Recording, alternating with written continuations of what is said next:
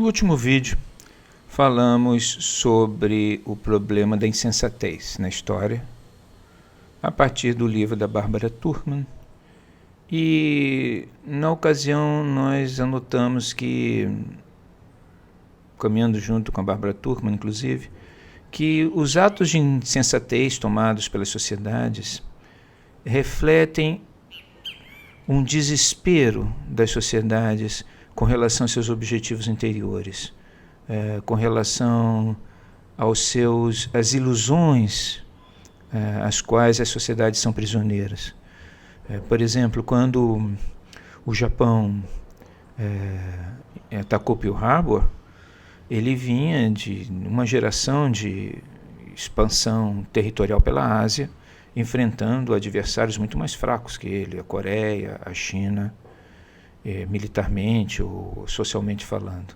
E ele, é claro, ele tinha para si, e aí não só os governantes, mas também grande parte da população, a ideia de que o Japão poderia ser um império mundial. Muitas pessoas naquela época disseram que tudo bem, mas não vamos atacar os Estados Unidos. No entanto, houve uma política intensa dentro do Japão para que o Japão atacasse os Estados Unidos. E esse ataque aos Estados Unidos vai ser fatal para o Japão, porque foi um ato de insensatez. O Japão, diz Barbara Tuchman, estava prisioneiro das suas próprias ilusões, né? Ou seja, existia aí um distanciamento de amplos setores governativos do Japão e da sociedade japonesa, um distanciamento com relação à realidade, ao que de fato ele era. Então, eu falei que eu acreditava que, neste momento, nós vivíamos também uma era de insensatez no Ocidente e que isso tinha a ver com uma crise da nossa sociedade, com a crise do nosso mundo. Então, é claro que, nesse sentido, seria muito bom que eu pudesse explicar exatamente, ou pelo menos me aproximar, o que eu acho que é esse mundo, né? O que é esse mundo que está em crise? O que é esse nosso mundo que está em crise? E por que ele está desesperado? Né? E por que insensatez? É claro que a resposta a isso é muito complexa e eu não tenho condições de abarcar todas as questões. Mas, pelo menos algumas questões me parece que são claras a mim. E tem a ver com o fato de que esse mundo que nós vivemos, esse mundo aí, com essa ordem internacional definida, com a ONU, com essa Organização Mundial da Saúde, com o Banco Mundial, com os países funcionando com democracias representativas, todos com Constituição, todos com 3 poderes, todos com cartas constitucionais que garantem os direitos individuais.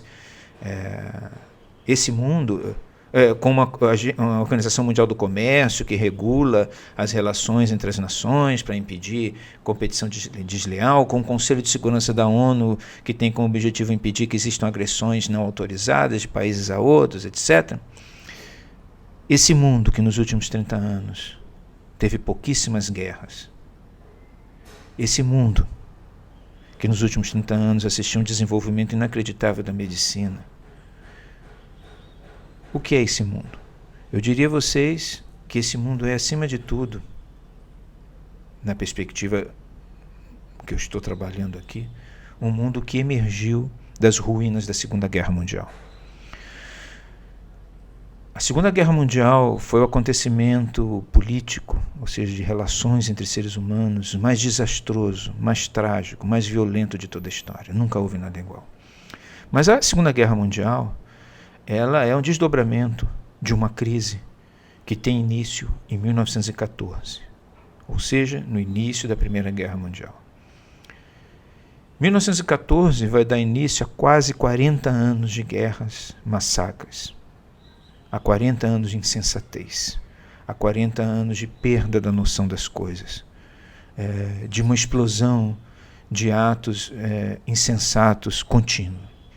1914, por si só, é o ato primordial de insensatez.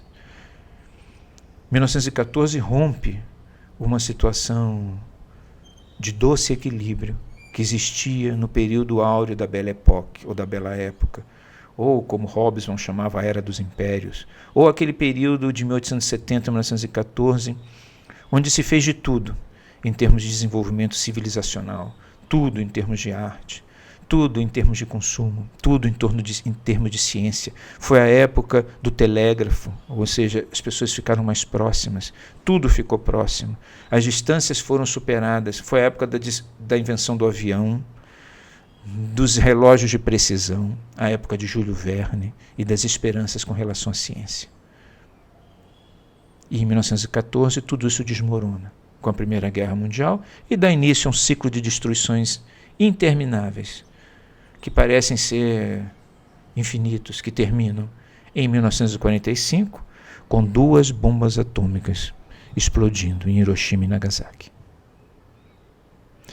Aquele ato de insensatez de 1914 foi fruto de uma perda total de consciência do mundo na Belle Époque.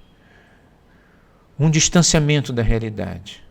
A ideia de que o otimismo da Belle Époque poderia ser transportado para a esfera das guerras sem maiores consequências. As pessoas não tinham se dado conta de que a ciência havia potencializado a destruição numa escala antes não vista. E quando eles entraram na guerra com total insensatez, isso aí determinou a destruição da Europa inteira, massacres intermináveis e a morte de um número incalculável de pessoas entre 14 e 45. 300 milhões, talvez, ninguém sabe. Milhões, centenas de milhões. No mundo inteiro, não foi só na Europa. Na Ásia, muita gente. Descontando, é claro, sem contar a epidemia, a gripe espanhola de 17. Eu estou dizendo que o nosso mundo é fruto dos escombros da Segunda Guerra Mundial. Porque quando os vencedores da Segunda Guerra Mundial se reuniram, eles acharam que deveriam realmente criar mecanismos que impedissem atos de insensatez.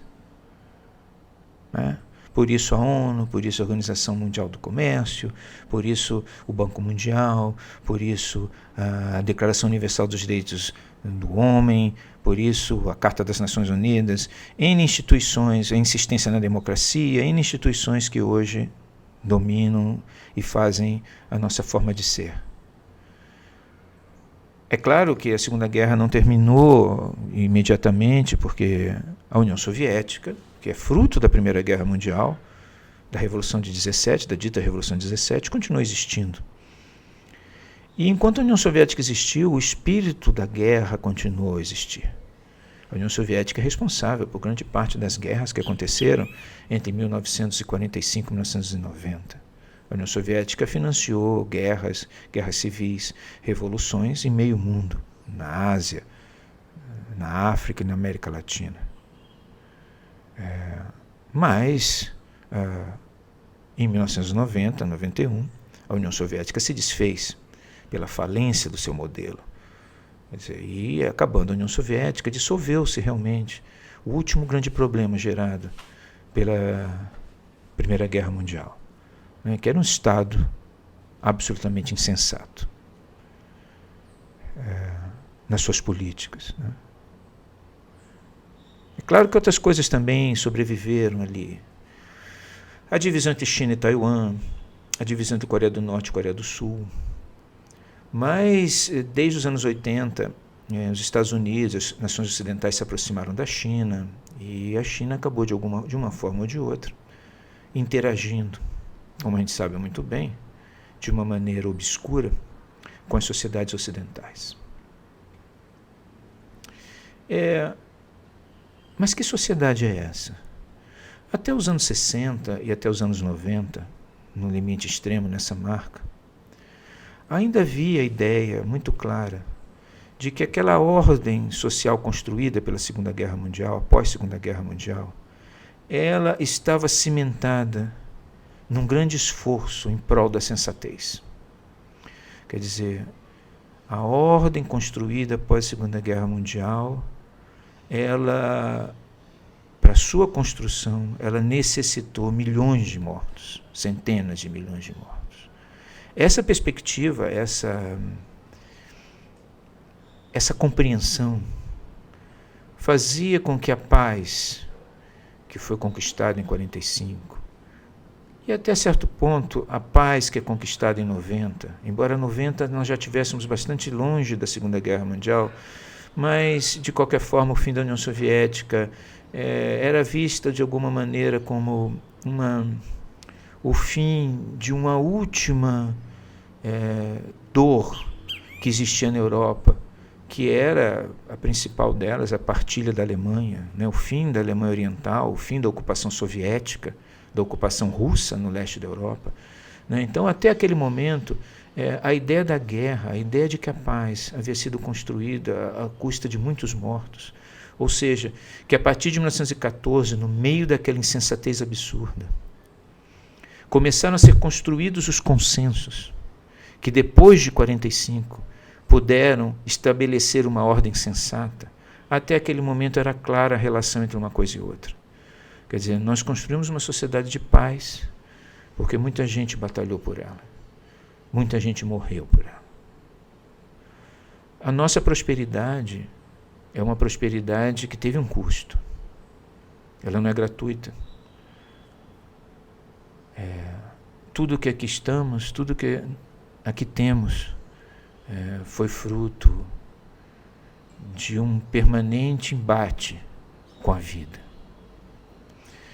É claro que a partir dos anos 60, ou seja, já na segunda geração pós-Segunda Guerra Mundial, esse espírito ele já estava aos poucos se decompondo. Quer dizer, o custo daquilo já estava, de alguma maneira, ficando turvo no horizonte. Mas a partir dos anos 90, com o fim da União Soviética, teve início uma nova fase, que foi a fase, nós diríamos, da consolidação desse sistema. A partir dos anos 90, e principalmente com o Bush filho e depois com a administração Clinton nos Estados Unidos, a consolidação da União Europeia, né, e tudo aquilo que isso representou de esperanças de uma estabilidade perpétua, de uma paz perpétua. Até hoje na França ainda se lê o livro de Kant, A Paz Perpétua nos Vestibulares, a esperança de que a sociedade possa, de alguma maneira, nunca mais reproduzir a situação de guerra, a situação de dor. E isso se consolidou mesmo porque a medicina avançou enormemente. A medicina, pós-1990, talvez porque sobrou dinheiro da indústria armamentista, talvez porque as mentes tenham se concentrado realmente na luta pela melhoria da saúde das pessoas, a medicina se desenvolveu de tal forma que a vida das pessoas aumentou as suas expectativas numa escala antes não conhecida. Que sociedade é a nossa? A sociedade nossa é uma sociedade que é orientada, pelo menos desde os anos 90, a acreditar que está entrando numa era de prosperidade eterna, infinita, e numa prosperidade de saúde infinita. É claro que isso é socialmente limitado, mas esforços vêm sendo feitos para que isso seja ampliado socialmente nas últimas décadas. Mas uma coisa que me parece ser uma das chaves pelas quais a insensatez explodiu novamente, como em 1914, é que alguma coisa parecida com o que aconteceu na Belle Époque aconteceu nos últimos 30 anos. As pessoas perderam a noção do custo daquilo que têm. Perderam a noção de que a prosperidade e a saúde que vivemos hoje foi fruto de sacrifícios realizados há 4 gerações atrás. E essa perda de noção, que é, na verdade, um descolamento da realidade, fez com que as pessoas acreditassem mais nos seus sonhos e nas suas ilusões do que no processo efetivo de construção da vida, que exige sacrifício, exige sofrimento e exige perda.